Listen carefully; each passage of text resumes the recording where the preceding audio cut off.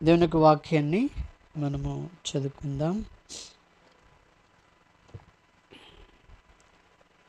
మనకు మన వాక్య భాగము కంటతగా వచ్చి అనుకుంటున్నాను.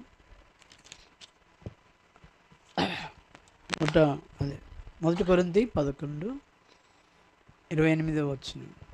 కాబట్టి ప్రతి మనుషుడు తాను పరీక్షించుకునేవాళ్ళను, అలా చేసే రొట్టెని తినే ఆ పాత్రలో ఉన్నది త్రాగవలను. మరొక వాక్య భాగము మత్తయి సువార్త 22వ అధ్యాయము. మత్తయి సువార్త 22. మత్తయి సువార్త 22:37 వచనము. అందరం కలిసి చదువుకుందాం. 37వ వచనం. అందుకు ఆయన, నీ పూర్ణ హృదయంతోనూ, నీ పూర్ణ ఆత్మతోనూ, నీ పూర్ణ మనసుతోనూ నీ దేవుడైన ప్రభువును ప్రేమింపవలననేది. ప్రభు సహాయం కొరకే మనం ప్రార్థన చేసుకుందాం. ప్రేమగల తండ్రి, పరిశుద్ధుడైన మా దేవ, నీకు వందనము చెల్లిస్తుంటున్నాం. ప్రేమించి జ్ఞాపకం చేసుకుని లోకంలో ప్రభువా మీరు ఏర్పరచుకొని తండ్రి మీ స్వాస్థ్యముగా మమ్మల్ని మీరు ఏర్పరచుకున్నందుకు వందనాలు. మమ్మల్ని నీ మార్గంలో నడిపిస్తున్న మీ ప్రేమతోటి బట్టి నీకు వందనము చెల్లిస్తూ చదవబడిన వాక్యం ద్వారా మాతో మాట్లాడుతున్నాము. సమయం ఎంతో ఆశ్చర్యకరంగా చేయమని యేసు నామంలో స్తుతించి ప్రార్థిస్తున్నాం తండ్రి, ఆమేన్. దేవుని యొక్క వాక్యంలో మనం చూస్తున్నట్టయితే పరీక్ష చేసుకొని ఎందుకు అంటున్నాడు అనేది మనము ఎప్పటికీ కూడా గ్రహిస్తూ రావాలి. దాని కొరకు ఇంకొక మాటను చూద్దాము. ప్రకటన గ్రంథము 2వ అధ్యాయము. ప్రకటన 2వ అధ్యాయము. ప్రకటన 2 చదవండి, 2వ వచనం నుండి.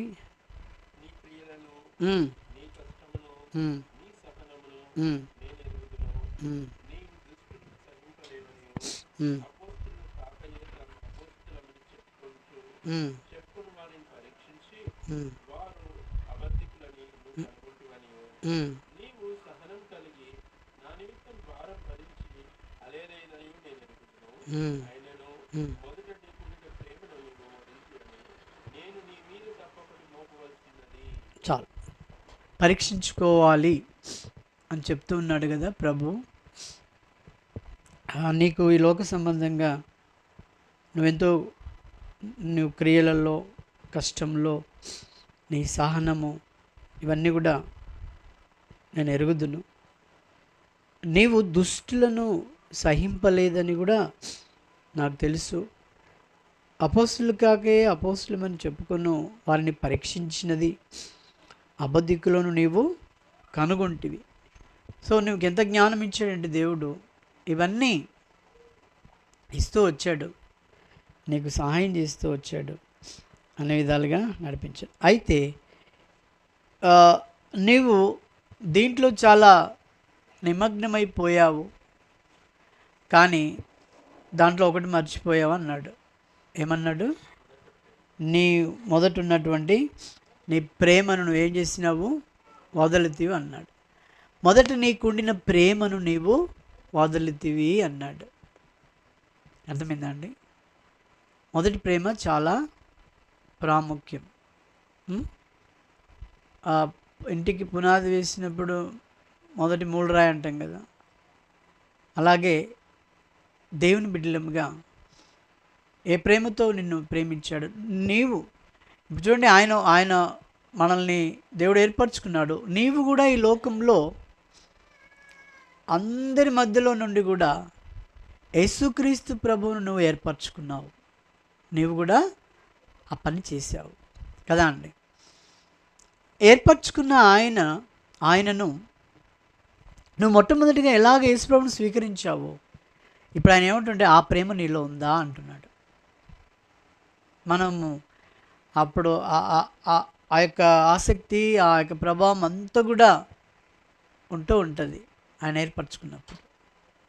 కానీ మరి అదే ప్రేమలో నీవు నడుస్తున్నావా, అలాగనే ప్రేమిస్తున్నావా అనేది దేవుడు మరి కోరుతుంటాడు. అందుకని మరి మత్తయి సువార్తలో 22లో మనం చూసాం కదా, 37 ఏమన్నాడు? అందుకు ఆయన నీ పూర్ణ హృదయంతో, నీ పూర్ణ ఆత్మతో, నీ పూర్ణ మనసుతో నీ దేవుడైన ప్రభువును నీవు ప్రేమిస్తున్నావు, నువ్వు వెంబడిస్తున్నావు, ఓకే. కానీ నీవు ఏమై ఉండాలి? ఎలా వెంబడించాలట? పూర్ణమైనటువంటి మనసుతో, పూర్ణమైనటువంటి రీతిగా, అన్నీ కూడా సంపూర్ణంగా. మొన్న ఒక మీటింగ్కి వెళ్ళాము. ఆ మీటింగ్కి వెళ్తే 1 గంటకు పెట్టే భోజనం 4:30కు పెట్టారు. ఎందుకు పెట్టారంటే అందులోనే తెలుస్తుంది పూర్ణం అంటే అది ఉడకలే, అక్కడ కాలేదు. ఏం కాలేదు? అది వంట కాలేదు. లేదా మాకు ఏదేమైనా కానీ మాకు టైం పెట్టాలని అంటే ఉడకని చేస్తే నువ్వు తింటావా? వాళ్ళకు నిర్ధారణ కావాలా, ఇది ఉడికింది. వాళ్ళకి ఆ నిర్ధారణే పూర్ణంగా వాళ్ళు కరెక్ట్, ఇది ఇప్పుడు మీకు సర్వ్ చేస్తాను. దానికి ఎంత ఉంటుందండి? ప్రయాసం ఉంటుంది. వాళ్ళు ప్రయాసపడతారు, మనం కూడా కడుపులో ఆకలి అవుతుంటుంది, మనం కూడా ఏం కావాలి? వెయిట్ చేయాలి. అది కూడా దీర్ఘశాంతం కావాలి. అప్పుడు అర్థమైందా? అయితే అట్లా నువ్వు పూర్ణ హృదయంతో నీ ప్రభువును నువ్వు వెంబడించడానికి చాలా కష్టాలు ఉంటాయి, చాలా బాధలు ఉంటాయి. వీటన్నిటిలో నువ్వేం చేస్తూ రావాలి? పూర్ణ హృదయంతో ఆయన నువ్వు ఏం చేయాలండి? వెంబడిస్తూ రావాలి పూర్ణ హృదయంతో. అందుకనే 23వ సామెతల్లో ఒక మాట అన్నాడు. 23 సామెతలు 23వ అధ్యాయము 26వ వచనం. 26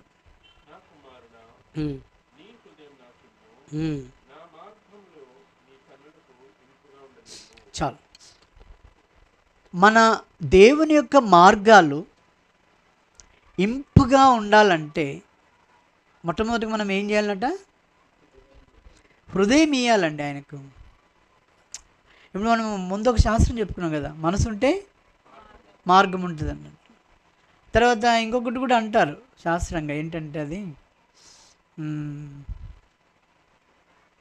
లోపల బాధ వేదనలు ఇవన్నీ ఉన్నాక మనం ఎన్ని మందులు తిన్నా, ఎన్ని వేసుకున్నా మనోవ్యాధికి మందు లేదు. అది మనోవ్యాధికి ఏముండదండి, మందు ఎంత తీసుకున్నా కూడా ఏమవుతుందా? కదా, కాదు. అట్లా ఇక్కడ ఏమంటుంటే నీ హృదయం నాకిమ్ము. దేవుడు ఏమడిగాడు? కేవలం నీ హృదయమే అడిగాడండి. నీ ఆస్తిపాస్తులు, నీ విద్య, లేకపోతే నీ డబ్బు, తర్వాత నీ బలగము, దేన్ని అడుగుతలేడు. నేను నీకు ఇచ్చాను హృదయం, ఆ హృదయాన్ని నీవు నాకివ్వు. హృదయము నువ్వు నిజంగా దేవునికి హృదయం ఇచ్చినట్టయితే నువ్వేం చేస్తావంటే హృదయపూర్వకంగా దేవుణ్ణి వెంబడిస్తావు. ఇప్పుడు ప్రకటన గ్రంథం 2వ అధ్యాయంలో ఏమన్నాడు? ఆయనను నీకున్న మొదటి ప్రేమ నువ్వేమైపోయావు? కోల్పోయావు అంటాడు. నీ మొదటి ప్రేమను కోల్పోయావు అంట కదా.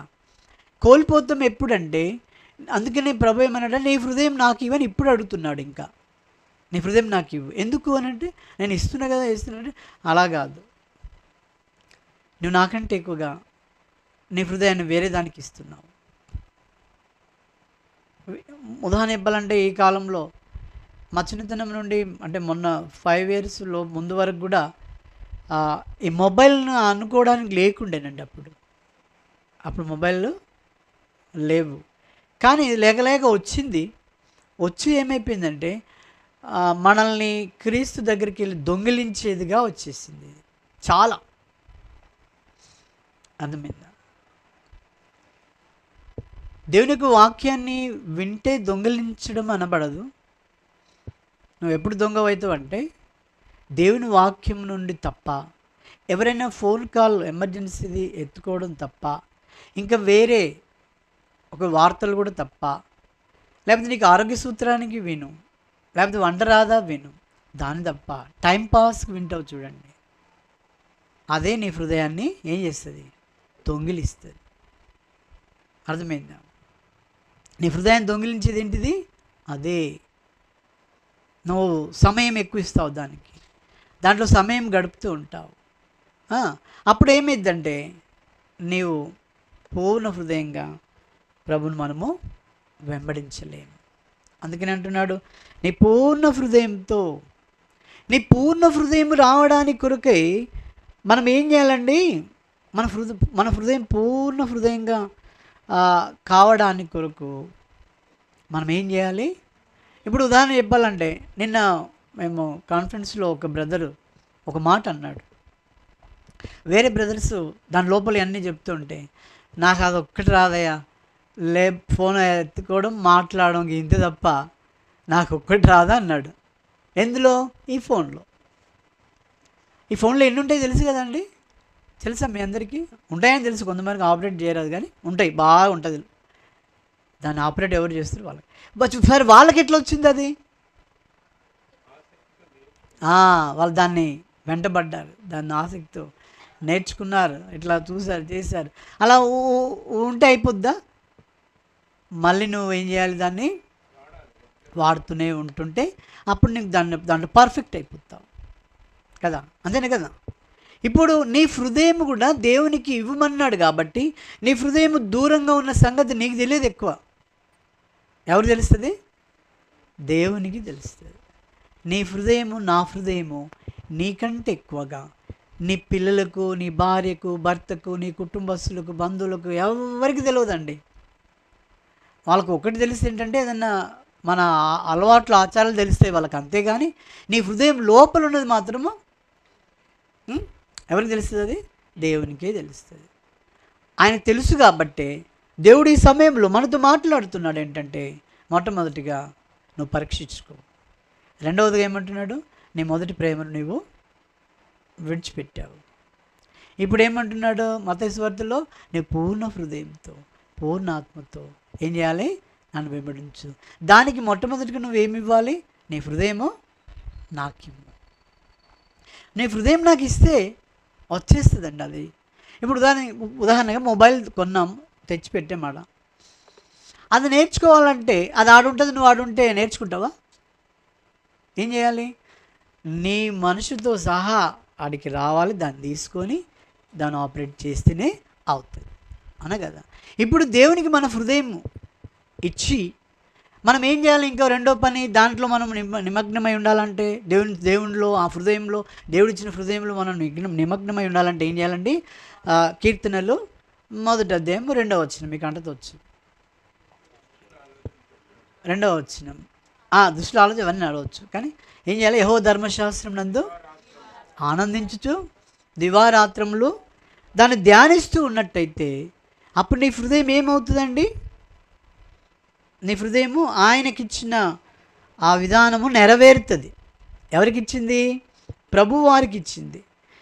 ప్రభువారికి ఇచ్చినటువంటి మరి అది నెరవేరుతూ ఉంటుంది అన్నట్టు, అర్థమైందా? కాబట్టి మన హృదయాన్ని ఏం చేయాలి? ఆయనకి ఇవ్వాలి. తర్వాత మనం ఇంకో పని కూడా చేయాలండి. ఏం చేయాలంటే, మనం దేన్ని ఎక్కువ వినాలంటే, రోమా 10వ అధ్యాయము 17వ వచనం, రోమా 10:17. 10:17.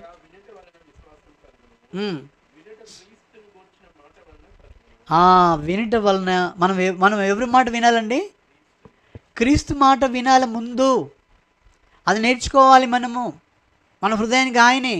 తర్వాత ఆయనకు ముందు నువ్వు వింటావు అనుకో, క్రీస్తు మాట వినడానికి నువ్వు వేగిరపడితే నీకు ఆటోమేటిక్గా వేరే మాటలు కూడా వినబడతాయండి. ఈజీగా వినబడితే చేస్తావు. నీవు క్రీస్తు మాట వింటలేవు, ఇంట్లో మాట వింటలేవు అంటే నీ చెవులో అది పెట్టుకున్నావు. ఏం పెట్టుకున్నావు? చాలామంది బయట కన్నా చూస్తున్నా మీరు, మనం ఏదైనా పోయి మాట్లాడితే వాళ్ళకి వినబడదు. ఇట్లా చూసి ఈ చెవులు తీస్తాడు, అప్పుడు వినబడుతుంది, అప్పుడు మనం చెప్పింది వినబడుతున్నాడు. కాబట్టి నువ్వు ఏం చేయాలి? ఏం మాట వినాలి? ఎవరి మాట వినాలి? ఆయన క్రీస్తుని కూర్చున్నటువంటి ఈ మాటలే నువ్వేం చేస్తూ రావాలండి? వింటూ రావాలి, వింటూ రావాలి. అర్థమైందా? మనం వినాలి. దేవుని యొక్క వాక్యాన్ని, ఆయన మాటలను, ఆయన పాటలను మనం వింటూ వస్తూ ఉన్నప్పుడు మన హృదయం ఎలా తయారవుద్దంటే పూర్ణ హృదయంగా తయారవుద్దండి. మన హృదయం ఎలా తయారవుతుంది? పూర్ణ హృదయంగా అయిపోతుంది, సంపూర్ణంగా అవుతావు అన్నట్టు. ఇంతకుముందు నేను చెప్పాను కదా, వంటకాడ మరి పూర్ణంగా కావాలంటే వాళ్ళు ఏం చేయాలి? వంట పూర్తయింది అనడానికి వాళ్ళు ఏం చేయాలి? కన్ఫర్మ్ చేసుకోవడానికి వాళ్ళ ప్రయాసం ఏంటి? ఇంకో 2 కట్టెలు పెట్టు, అది పెట్టు, ఇది పెట్టు, ఇంకా మూత తీయకండి, అట్లా ఇవన్నీ ప్రయాసాలు ఉంటాయి కదా, ఎందుకంటే ఉడకదని ఎట్లా అట్లా చెప్తున్నాను. అట్లా చేస్తూ ఉంటే అప్పుడు అదేమవుతుంది? బాయిల్డ్ సరిగ్గా అవుతుంది. అప్పుడు కన్ఫర్మ్గా అయిపోయి వాళ్ళు వెంటనే మనకు వడ్డీయడానికి ఆహ్వానిస్తారు. ఇప్పుడు నీ హృదయము, నువ్వు దేవుని నమ్ముకున్నావు, సరిపోయింది. కానీ నీ పూర్ణ హృదయం ఆయనకు కావాలి. ఆయనకి ఏం కావాలని? నీ పూర్ణ హృదయం కావాలి. పూర్ణ హృదయంతో ఆయనను నువ్వు సేవించాలి, వెంబడించాలి. అది ఆయన కోరుతుంటున్నాడు. ఇక్కడ మరి అదే ప్రకటన గ్రంథంలో మనం 2వ అధ్యాయంలో మనం చూసుకున్నాం కదా దేవుని వాక్యాన్ని. ఇక్కడ బాగా గమనించండి, నేను ఒక మాట చెప్తున్నాను. ఇక్కడ ఎంతమందిని అడుగుతున్నాడు? ఎంతమందిని మీరు అని చెప్తున్నాడా? ఇక్కడ ప్రకటన అదే 2వ వచనంలో ఏమంటున్నాడు? ఇక్కడ మీరు, మీకు అని చెప్తున్నాడా? ఇక్కడ చెప్పాలి కదా, ఎవరి గురించి చెప్తున్నాడు? నీవు. తర్వాత 4వ వచనం అన్నాడు, నీకుండిన ప్రేమ. నీకు దేవుని మీద ఎంత ఉండెనో ప్రేమ, అది నీకు తెలుసు, ఆయనకు తెలుసు కదా అండి. నీకెంత ప్రేమ ఉండెనో, నీకుండే ఆ ప్రేమ ఇప్పుడుందా? అదే అడుగుతున్నాడు దేవుడు. నీకుండిన ప్రేమను నువ్వు వదిలితివని నాకు తెలిసింది, అందుకే నీ మీద తప్పొకటి వేస్తున్నాను. నీకున్న ప్రేమను వదిలితివి.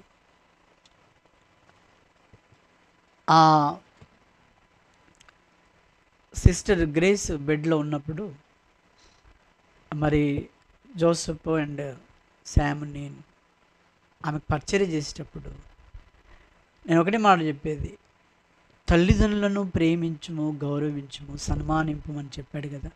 అది లోపల పెట్టుకొని, అది ఆ హృదయంలో పెట్టుకొని మనం ఎంతగా చేస్తూ ఉంటే అప్పుడు నీవు అంత పూర్ణ హృదయం నీకు వస్తుంది.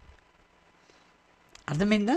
కానీ ఏ విషయంలో కూడా మీరు ఏం కావద్దండి, సనగొద్దు, గొనుగొద్దు.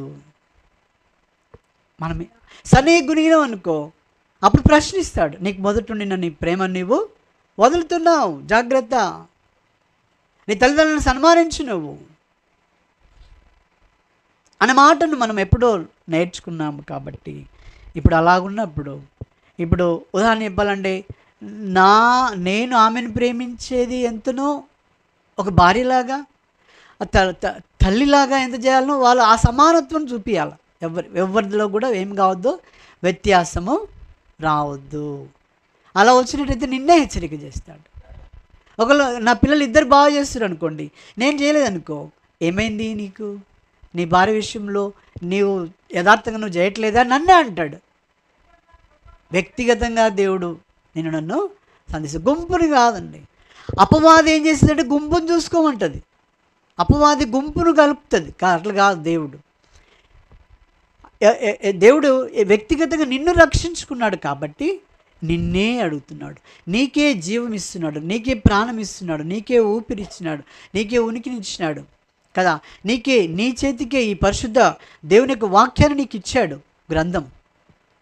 అందరూ ఒకటే పెట్టాడు. ఇట్లా కొన్ని చర్చిలో పెడతారు అట్లా, అంటే అది ఊరికే చదువుకొని పోవడానికి పెద్ద అచ్చు కలిగిన బైబిల్ ఒకటి ఆడ పెడతాడు. ఎప్పుడు వీళ్ళకి తీరిక ఉండదు కదా, కనీసం వీడన్నా చదవాలని అద్దంలో పెడతాడు. అది అద్దంలో పెట్టి వాళ్ళు ఏం చేస్తారంటే ఈరోజు ఏంటని తీసి పెడతారు. వాళ్ళు రోజు అదొక పని ఉంటుంది. వాళ్ళు వస్తారు, నిలబడి అటు పోయే వాళ్ళు పనిలో వస్తారు, అక్కడికి పోయి ఆడ చదువుకొని వెళ్ళిపోతారు. అట్లా ఇవ్వలే నీకు వ్యక్తిగతంగా ఇచ్చాడు దేవుడు, వ్యక్తిగతంగా నిన్ను తీసుకొని వచ్చాడు. నువ్వు ఎలా ఉంటున్నావు, ఎలా దేవుని వాక్యం చేత నీ హృదయం నింపబడుతుంది. నువ్వు పూర్ణ హృదయంగా నువ్వు కావాలంటే ఇప్పుడు మీరు మీరు అందరు చేస్తారొచ్చు కదా, అదంటే ఏదైనా పాకం, అదే లడ్డు చేయాలన్నా లేకపోతే ఇంకేదన్నా చేయాలంటే షుగర్ది, అది అది ఏమైతే చేస్తారండి లడ్డు కట్టాలంటే? పాకం అయితేనే కదా చేస్తారు. పాకం కాకపోతే దాని జోలికి రారు, అది రాదని తెలుస్తుంది. పాకం పట్టాలంటే మీ ఇంటిల్లాదులు గంట పెట్టి కలుపుతారా? ఒకరే చేస్తారు. ఆ ఒకరే దాన్ని టెస్ట్ చేస్తారు, దాన్ని చూస్తారు. తర్వాత దాన్ని చేయవలసిన పరీక్ష దాన్ని చేసి ఓకే ఇప్పుడు అయిందని నువ్వేం చేస్తావు, నువ్వు చేసి మిగతా పని చేస్తావు. అట్లాగే దేవుడు ఏమంటుండంటే, ఆయన ఏమంటుండంటే, నేను లోకం నుండి ఏర్పరచుకున్నా, లోక సంగతులు నీలో ఉండకూడదు, నీ హృదయాన్ని నాకు మొదట లేదు ఎలాగిచ్చావు. మొదట అనేది ఎందుకు గుర్తు చేస్తున్నట్టే, మొట్టమొదటిగా యేసుప్రభు అంటే ఆరాటము, ఆశ అంత ఎట్లా ఉంటుందో అట్లా ఉండాలి ఇప్పటికే అంటాడు ఆయన. మొదట నీకుండిన ప్రేమను నీవు వదలొద్దు. నీవు వదలొద్దా, కుటుంబంగా మీరు లేకపోతే సంఘంగా మీరు అన్నాడా? నీవే వదులుతున్నావు, జాగ్రత్త. కాబట్టి నీ పూర్ణ హృదయంతో ఆయన నీవు సేవించుము. ఇప్పుడు మనం చెప్పుకున్నాం కదా, మనకు పూర్ణ హృదయం రావాలంటే మనం ఏం చేయాలండి? క్రీస్తుని గురించిన మాటలు మనము వింటూ రావాలి. క్రీస్తుని గురించిన మాటలు మనం ఏం చేస్తూ రావాలి? వింటూ రావాలి. తర్వాత మనం ఏం చేస్తూ రావాలి? సమయము వృధా చేయకూడదు. తర్వాత మనం ఏం చేయాలండి? మరి కీర్తనలు 1వ అధ్యాయం 2వ వచనం రీతిగా యెహోవా ధర్మశాస్త్రమందు ఆనందించు దివారాత్రములు దాన్ని ధ్యానించుతూ ఉన్నప్పుడు నీ హృదయంలోనికి ఏం పోతుంది? వాక్యం పోతుంది. దయచేసి గమనించండి, పాకం రావాలంటే మనం ఎంతో కష్టపడి మంట పెట్టి తిప్పి అట్లయితేనే వస్తుంది కదా. నీ హృదయంలోనికి దేవుని వాక్యం పోవాలంటే ఊరికినే వింటే సరిపోదండి. నువ్వు బాగా ధ్యానం చేయాలి, కూర్చోవాలి, నేర్చుకోవాలి, ప్రయాసపడాలి, వెతకాలి. వెండిని వెతికినట్లుగా వెతకాలట. మనం ఏం చేయాలండి? వెండిని వెతికినట్లుగా మనం వెతకాలి. అర్థమైందా అండి? దేవుని వాక్యాన్ని ఏం చేయాలా? మనం వెతకాలి. చూడండి ఏం చేయాలండి? మనము దేవుని వాక్యాన్ని వెతకాలి. మీకు ఒకసారి చెప్పాను నేను, ఒక ఆయన కొన్ని బైబిల్స్ పెట్టుకొని ఈ వచనము అందులో ఏం చెప్పింది అని ప్రయాసం చేశాడు ఆయన. కానీ మనం ధన్యులమని ఎట్లా చెప్తానంటే, తెలుగు లాంగ్వేజ్ వచ్చిన వాళ్ళకి చెప్తాను. ఒక్క బైబిల్ చూస్తే చాలు, వేరే బైబిల్ వెతకలేము. అది దీంట్లో ఇది ఉంటుంది, ఇది ఒకటే మరి ప్రింట్గా ఉంది. అయితే కొన్ని బైబిల్స్ వచ్చాయి ఏంటంటే అది వాడుక భాషలో వచ్చింది అన్నట్టు. దాంట్లో ఎంత వెతికినా నీకు వాడుకున్నట్టుగానే ఉంటుంది మాట. అదేముంటుందంటే దేవుడు లోకమును ఎంతో ప్రేమించెను, అదొకటి ఆదియందు దేవుడు భూమి ఆకాశములను సృజించెను అని చెప్పాడు కదా. అక్కడ ఏముంటుందంటే దేవుడు భూమిని మరి పుట్టించినాడు, లేకపోతే అట్లా ఉంటుంది అంతే, వేరేగా. ఇది వాడక భాషలాగా ఉంటుంది ఇది. కానీ వేరే వర్షన్లు ఎట్లుంటాయంటే అవి ఇంగ్లీష్లో చాలా వేరుగా ఉంటాయి. వీటన్నిటికి ముఖ్య కారణం ఏంటంటే మనం వెతకడం అనేది రావాలి. దేవుని వాక్యాన్ని ఏం చేసి రావాలి? వెతకాల. నువ్వు బ్రతుకున్నది ఎందుకంటే వెతికి దేవుని వాక్యం చదవడానికి. ఎందుకంటే రేపు బ్రతుకుతావు నీకు తెలుసా? నన్ను వెతికేవా అంటాడు దేవుడు.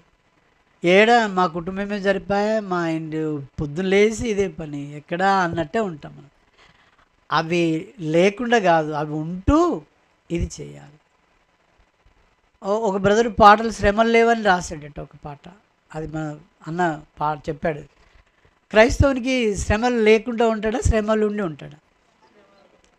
శ్రమలలోనే కదా దేవుణ్ణి వెంబడించేది. శ్రమలు నీకు తీసేస్తా అని చెప్పలే.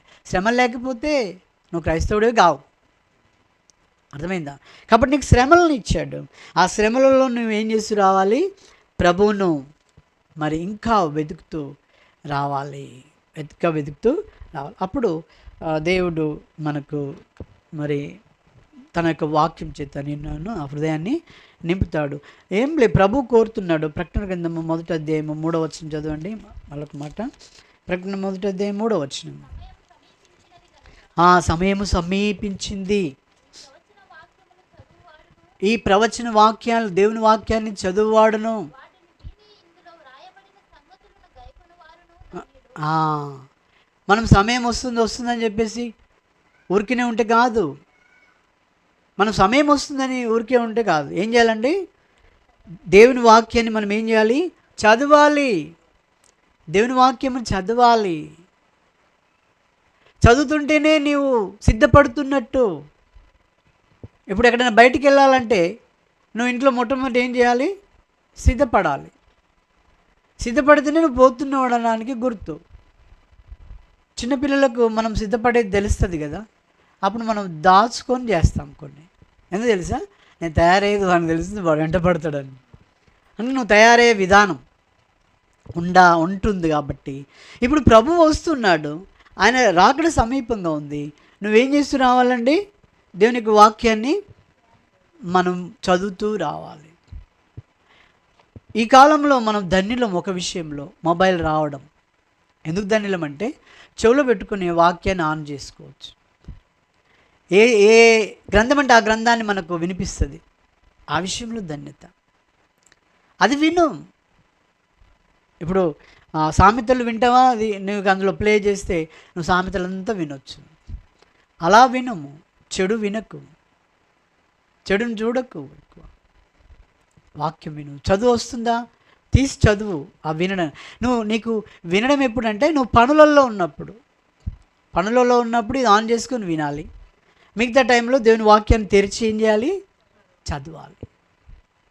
అర్థమైంది? అప్పుడు నీ హృదయం ఎలా తయారవుతుందండి? పూర్ణ హృదయంగా తయారవుతుంది. పూర్ణ హృదయంగా ఏమవుతుంది? తయారవుతూ ఉంటుంది.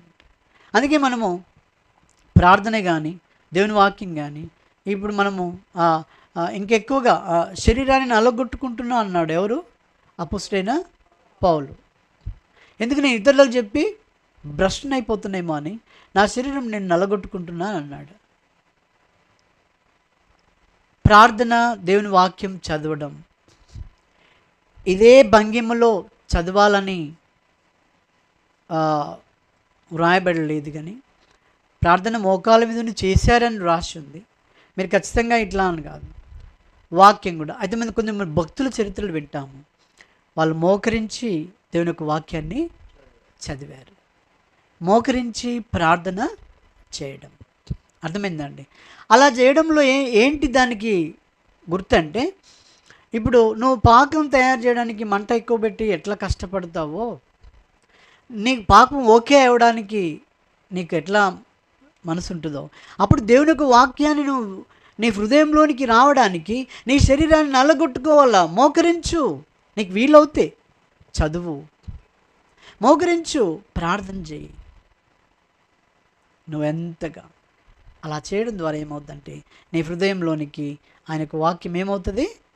లోపలికి వెళ్ళిపోయి పూర్ణ హృదయం అంటే అదేనండి. నువ్వు పూర్ణాత్మతో పూర్ణ హృదయంతో మరి మన మనసుతో నీ దేవుడైన యెహోవాను ప్రేమించవలను.